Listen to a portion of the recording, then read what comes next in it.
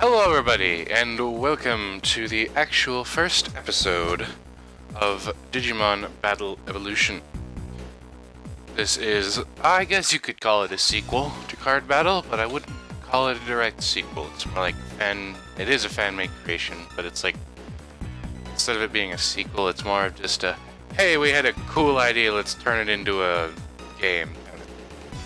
Anyway, this is a game I've been addicted to for like the past 7 days. It's a lot of fun, and yeah. So episode 0, which went out as we're recording this today. So it went out today. That was good. It's bad though. Duel was fun.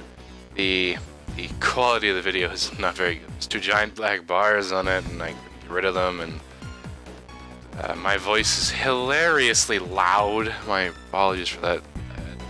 I expect no one to really watch that, but yeah. Anyway, the purpose of this video is not to face anyone. As you can see, I'm in a lobby alone. What I'm going to do is teach you how to actually play this game. It's very similar to how I'm playing Card Battle. Like, the battle mechanics and stuff like that is basically all the same, but there are some key differences that are very important in this game. So, let's start with the layout of the field. So we've got the active zone, which is, well, active zone, that's where your Digimon goes. You've got the attack zone. That's just basically because you can't really, like, in Card Battle, you just pressed a button and it did your attack. So in this, you have to pick the button as a card and put it face down there. So that in this pile, right behind it, my mouse is hidden? Why is my mouse hidden? My mouse should not be hidden. That is gonna annoy me. Anyway. Oh, I'll go fix OBS. So, that's the search. Huh. That's the card to search. With that, oh, there's my mouse. That was weird. I must not have been clicked on the game, I guess. Anyway, yeah, so these are the 3 cards you pick from. The circle, triangle, and X attack, just like in Card Battle. No difference. Then we have the support zone. It's where you support during the support phase. Nothing new there, that's from Card Battle. The attached zone I will get into later. Deck, the trash, same as Card Battle. Evolve zone is just where you play your evolution cards, which are like speed, digivolve, and stuff like that from Card Battle. So it's just you put it there instead of the support zone. DP zone, well, that's DP zone. Destiny zone I will get into in just a moment. We then have this button, which will change the phase you're in. So I went from prep to evolve to strategy, support, battle, and then back to prep. We got the calculator over here. We have the calculator over here just to tell us what the health of the Digimon is. These buttons, this lets you draw one. This lets you put a card, the top card of the trash, on top of the deck, and this puts the top card of the deck on top of the trash. And this is the win counter. These are win tokens, but I don't use them. Alright, so that's the lay of the board. Alright, so now let's get the deck out, and I will show you how this game is different. Alright, so the focus card is just a placeholder for this episode. The focus card in future will be whatever the focus of the particular deck I'm going to show is. This episode is just a tutorial, so how the future episodes are going to work is I'm going to show the deck I'm going to use, what it does, what its focus is, how it function adequately, and then obviously I duel with it. 1 or 2 duels. The duels take a long time, because you know, humans. Of course, if I'm facing someone who doesn't have a mic, it'll be post-commentary, so the videos will go back and forth between post-commentary and a little sped up, and then fast commentary, and then actual commentary, and come on, brain, wake up. Actual commentary and normal gameplay. There we go. Anyway, so the focus card is Agumon, which is the partner card of this deck. Partners in the original game are 6 very specific Digimon, being Vmon, Hawkmon, Armadillomon, Patamon, Gatomon, and Wormmon. In this game, the partner can be any rookie in the whole game, but you can only play 1 copy of it. So you have to be careful when you pick your rookie, because it matters for what I'm about to show you. So, yes, that's why the focus card is Agumon. It's just a, hey, here's a placeholder for today. Just to kind of show you what a partner card does. So, Digivolving in this game is it's the same. So you either use Digivolution cards to Digivolve your Digimon, or DP to Digivolve. There is one new mechanic, though, and that's DNA Digivolve. And to do that, it's whatever the DNA Digivolve card says. I'll grab one later and talk about that once we get further into that. Anyway, so this is the Destiny Zone. It's an extension of your deck for your partner and your Mega Digimon. So in this game, the creator, who is called Alice in Discord, decided that Megas weren't the actual Mega Digimon from canon, weren't going to be lumped together with Ultimates, so they made a whole nother class for them and their Megas. They're the most powerful Digimon in the game. Sometimes. Yeah, so in this case, the Mega for this deck is Greymon. Oh. But yeah, so you only play one Mega, and then when it dies, it gets taken out of the game completely. That's another new mechanic, is deleting cards. So usually in card battle, you just trash, you can put the cards back and whatever. In this game though, you literally delete some cards. Some cards make you delete themselves or other cards, and I'll get into that I'll get more into that when I get an actual card that says that. Anyway, so in the original card battle, when you played your partner card, you could have the choice, once you got Digi-Eggs, to Armor Digivolve it. In this game, it's similar, but you don't Armor Digivolve, you Digivolve into the champion levels. Two different ones. And that's what you get to Digivolve into. No DP cost or anything, that's just what you get to use. Alternatively, if you keep it in your hand or use it as a support card, you can use this, a P card. If P is on these cards, they can be option or Digivolve cards, or other things in the future maybe. You can ditch the rookie from your hand, your partner card from your hand, and use it. This card is a support card. It's like the Digi parts, basically. So yeah, that's that. And then the cool thing about this game is, okay, let's say I play this and I summon out Monochroma. Alright. So I played it and I evolved to Monochroma. Alright, if I hit Alt, zoom, there we go. There's a bar. I can't really use my mouse to look at it, but if you see at the top where it's Digimon, right under the word Digivolve is a bunch of words. That are the evolution box bonuses. Basically, if you evolve using one of the predetermined Digimon that is a card, you get the bonus. So in this case for Monochromon, it's take an evolution card from my deck and add it to my hand. If I used Vmon, Agumon, Gatsumon, or Lekmon. So since I used Agumon, I would be allowed to go through the deck here and add one Digivolve card. Let's just say I add Digivolve. So that's how that works. So, and now all the champions and all the ultimates and all the megas have evolution box bonuses, but some are a little different than others. Okay. Options work the exact same in this game. They're no different. During the support phase, before the battle phase, the opposite turn player gets to choose their option first, and you play, and yours triggers first. It's the exact same as card battle. It's basically card battle, but then they added a whole bunch of mechanics to the game. Before I go more in depth on the new card mechanics, I'll go in depth on how drawing works, because it's different. In the original card battle, you started with 4 cards, and every turn you drew until you had 4, which made draw cards kind of useless. In fact, you normally want discard cards, such as high speed disc or stuff like that, to lower your hand so you can get more cards. This game, you actually want more cards because you do not do that. So, to start a game, obviously shuffle the deck. I'm going to keep my partner here, but he's supposed to go in the deck here.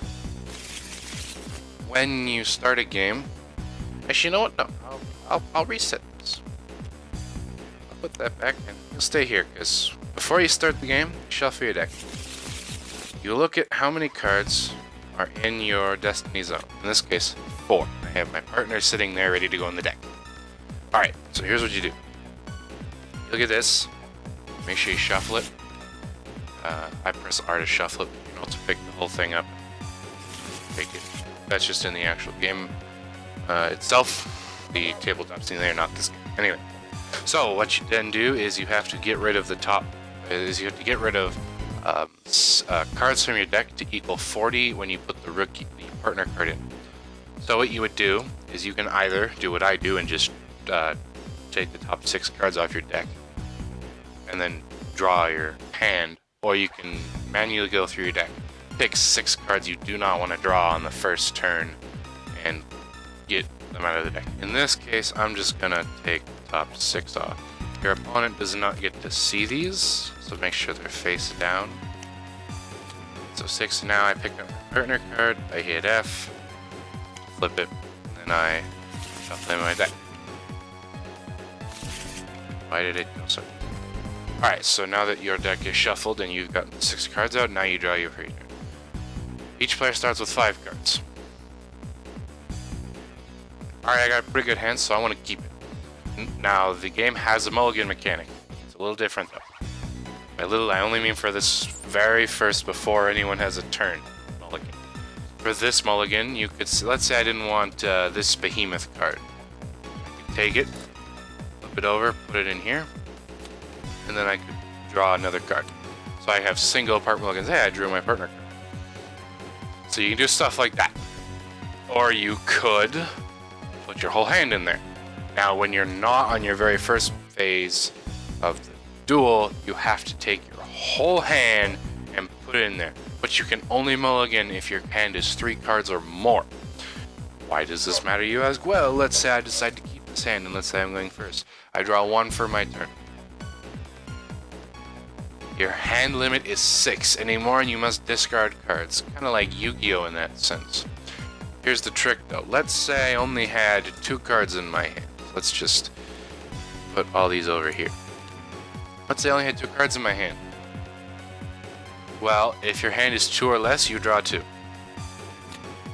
You will never draw until you have 5 or 6 cards. That's how the drawing's different.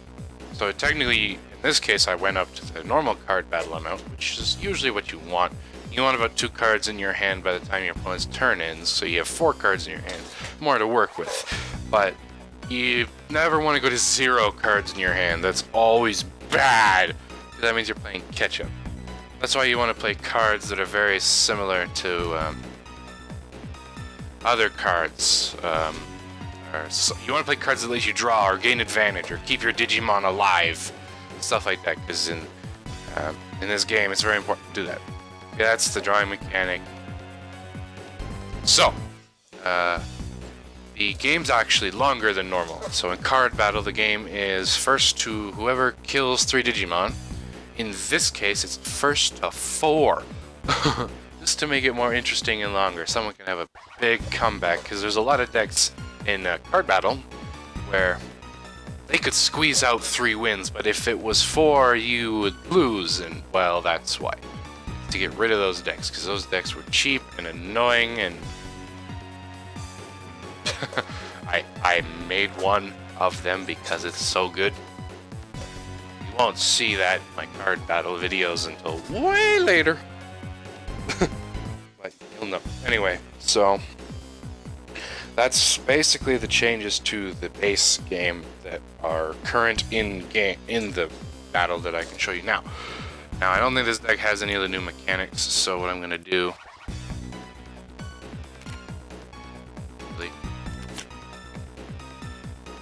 Now what I'm going to do is I'm going to put these all away.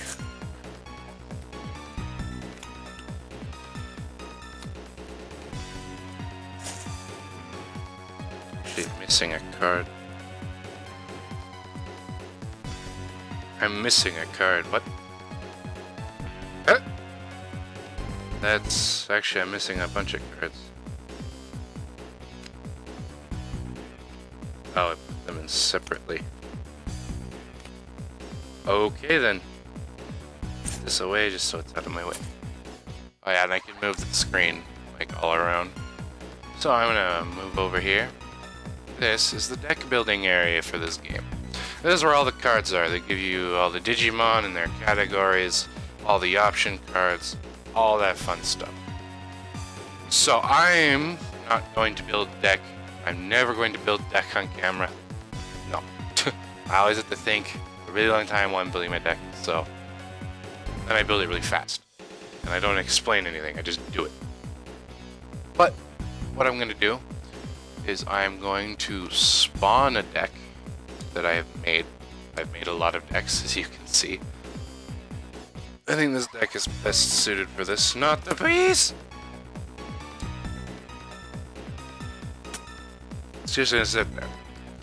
Now, I'm going to show you the differences between the games. Alright, so these are the 3 new types of cards. I already showed you the P cards, the proxies, but there's also a new Digimon type, which I will put there. And there's a few more split types, which I will also go over, but so I guess I'll go over the Digimon types in a second. I want the whole stack, dang it.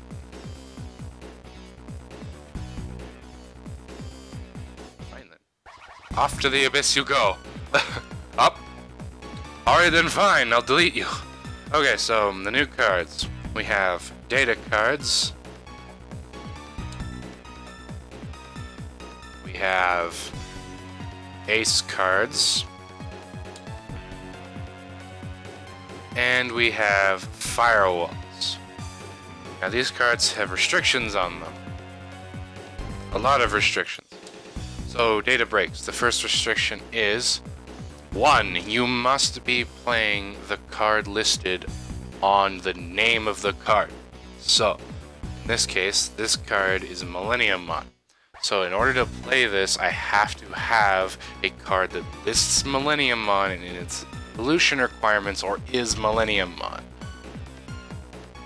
So if I went into this box here, I searched for Millenniummon, because I know he's in here.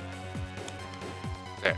Now that I have Millenniummon, use my Mega in my deck, I can play this card. What's special about these cards is they have 3 different purposes. 1, they're all DNA material, which help you for DNA digivolving. 2, they all have a special effect, which I'll get into a second, or last. And 3, they have any phase effects, which you can use whenever you want, and you just do what it says. So in this case, I put 5 of my cards in my trash, back into my deck, and shuffle. The data breaks are interesting.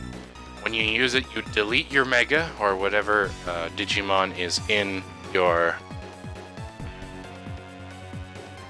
you delete whatever Digimon is you delete whatever Mega is there. Sorry, that took way too long to get. You delete the Mega that lists the card, and then you use the effect. So in this case, it would be shuffle all the trash into the deck, and then I add any 2 cards from my deck, and then I shuffle.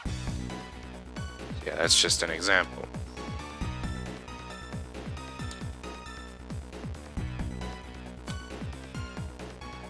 Do it for now. Next up is ace cards. So the ace cards are very interesting because you can only play 1 of them. Think of these cards, well actually I don't have these cards in my card battle yet. These are the most powerful cards in your deck for option cards / Digivolve cards. There's 2 Ace Digivolve cards, and then the rest are powerful option cards. My favorite one is this. Just a nice simple, get any option, play it, it can't be voided, and you draw until you have 4 cards in hand. It's a pretty good card. But I've also used Ground, which is pretty good, Ace Chip. Anyway, the different Ace cards all do different things, and they have varying uses for your decks. So, and you can only play 1 of them, and for good reason. Otherwise, you know, people would be playing like this or Golden Banana, which are broken cards. Then we have Firewall. You can play up to 3 of any firewall and only 3 firewall cards. So you can play 3 of one firewall, but then that's the only firewall you can play. Or you can play 2 and 1, or 1, 1 and 1. And the firewalls are just more powerful option cards. They're 1 step lower from ace cards, 1 step up from option cards. So yeah, this is probably the best one because it negates the evolution cards as well. So that's the new. That's the new option types. I'll go more in depth. Where's the delete button? I'm so far away from my screen right now. Oh, the delete button's being hidden by my screen. Fiddlesticks. There we go. Okay. So, I'll go more in detail on those when I start doing deck building, because when I put them in a deck I have to explain why it's in there. Alright, so now for the types. So, in card battle you had fire, you had ice, you had nature, you had dark, and you had rare. 5 types. In this game, there's 9. You have Enigma, which is the rare type from card battle. You have Nightmare, which is the dark type. You have Dragon, which was the fire type. Then you have Marine, which was the ice type. Nature and Jungle are the separation of the nature type. Metal is the separation from the Nightmare / dark typing from card battle.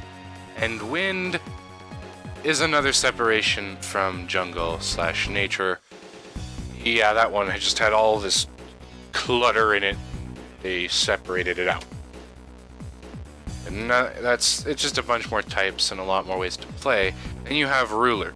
Ruler is a brand new type. It's its own type, and it has a unique effect of you can only play Ruler on Ruler types or on the correct Digivolution line. This is why Digivolution lines are now important. Instead of just slap a rookie, slap a champion, slap an ultimate, you're good. No, it's slap a rookie, slap specified champion, slap specified ultimate, slap specified mega. That's the new way to go. So a good example is Agumon to Greymon to Metal Greymon to, oh god, to War Greymon as an example. So this class has a special rule. Every turn they can have a new type. They lose the previous one. So let's say you're Ruler, and then you decide, I want to be Beast or Nature, sorry, to get a specific bonus from your Nature support cards. That kind of thing. Now, you might have seen this on Millenniumon, but there are a few Digimon with multiple typings in this. I'll just go grab him again.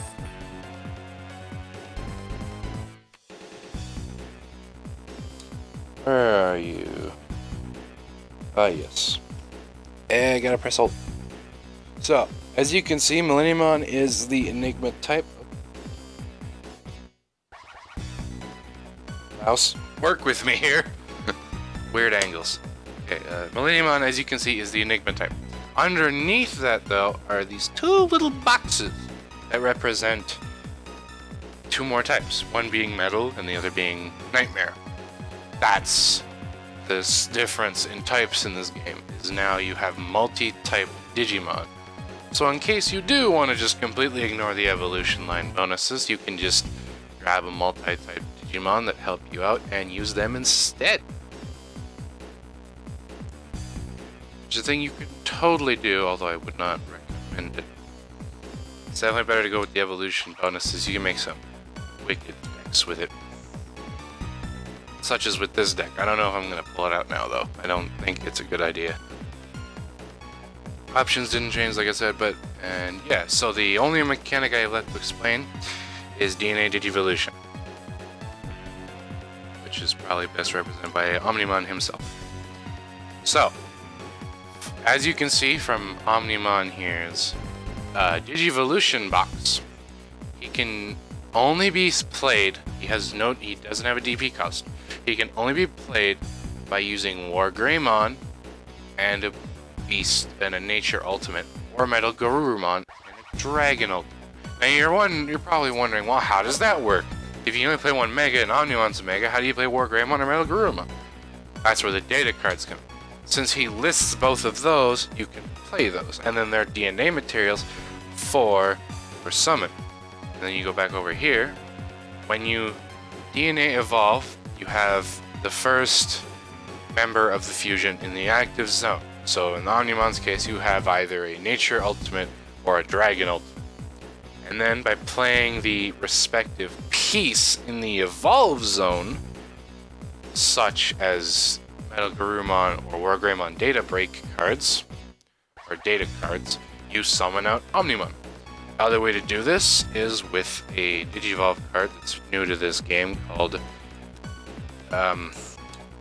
Yogris. It's the other saying for the word DNA Digivolution. It counts as the material and you DNA evolve. And it lets you activate an evolution box bonus. So yeah, I think that's everything new about the game. I don't remember if there's anything else, but that's all that I have to say. So I think that's going to wrap it up for this part. If I missed anything, I will explain it later on, probably in a video where I'm facing somebody, like a mechanic comes out that I forgot. Actually, I did forget to explain something. I forgot to explain the attach mechanic. The best way to explain that is with one of the firewall cards. Is an attach card. I'm sorry, I almost forgot. The last mechanic that's new to this game is attach. Well, there's a few more within the Digimon cards themselves, but I'm not gonna bring those up until I actually face them in a battle.